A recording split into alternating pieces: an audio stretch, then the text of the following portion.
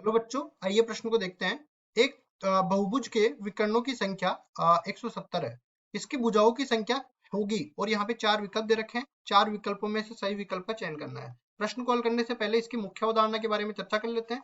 मुख्य अवधारणा, मुख्य अवधारणा में देखो इस तरह से समझो कि मान लो कि एन बिंदु दे रखे हैं, तो उनसे कितनी रेखाएं निकाल सकते हैं हम लोग। देखो, एक रेखा निकालने के लिए 2 बिंदुओं की जरूरत पड़ती है, तो एन बिंदुओं से कितनी रेखाएं बनेगी, एन सी 2, मतलब एन में से कोई भी 2 बिंदु मैं चयनित करूंगा और उसके बाद रेखा का निर्माण कर दूंगा। तो एक एन बिंदुओं से एन सी 2 रेखाएं अपने पास बन सकती है। तो अब हम इस तरह से समझते हैं, जैसे मान लो कि मैं बोलता हूँ कि ये मेरे पास है वर्ग। वर्ग के बारे में मैं समझाता हूँ।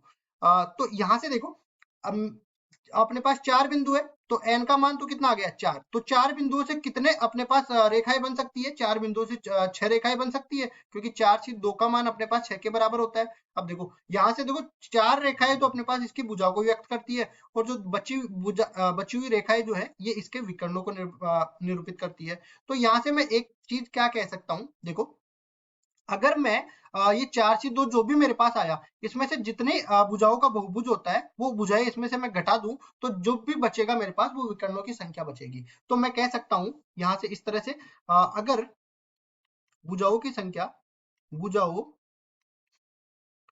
की संख्या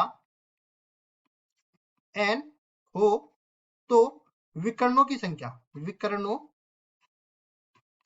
की संख्या ये किसके बराबर आ जाएगा, ये बराबर आ जाएगा देखो n सी 2 और माइनस में n, इसके बराबर आ जाएगा। इसको आगे हम लोग सरल करते हैं, तो n गुणा में n माइनस 3 बटा में 2 के बराबर ये आ जाएगा। अब यही सूत्र इसमें लगा देते हैं। देखो ये n गुणा में n माइनस 3 बटा 2 ये विकर्णों की संख्या है, और ये किसके बराबर दे रखी है, 170 के बराबर। तो हम लोग लिखेंगे प्रश्नानुसार, प्रश्नानुसार n गुणा में n माइनस 3 बटा में 2 ये किसके बराबर आ गया, 170 के बराबर। आगे इसको सरल करते हैं, तो n स्क्वायर माइनस 3n, और ये बराबर हो जाएगा किसके, 340 के बराबर हो जाएगा। अब ये इधर आएगा n स्क्वायर माइनस में 3n माइनस में 340। अब ये द्विघात समीकरण बन गया, तो इसका हल गुणनखंड विधि द्वारा करते हैं। तो हम लोग जानते हैं 20 को 17 से गुणा करते हैं तो 340 आता है, और साथ ही साथ 20 में से 17 घटाते हैं तो प्लस का आता है अपने पास 3।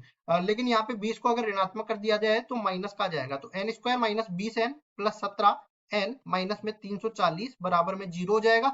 अब देखो पहले दो पदों में n उपनिष्ठ लिया तो n माइनस 20 बच गया, बाद के दो पदों में 17 उपनिष्ठ लिया तो n माइनस 20 बच गया, बराबर हो जाएगा 0 के।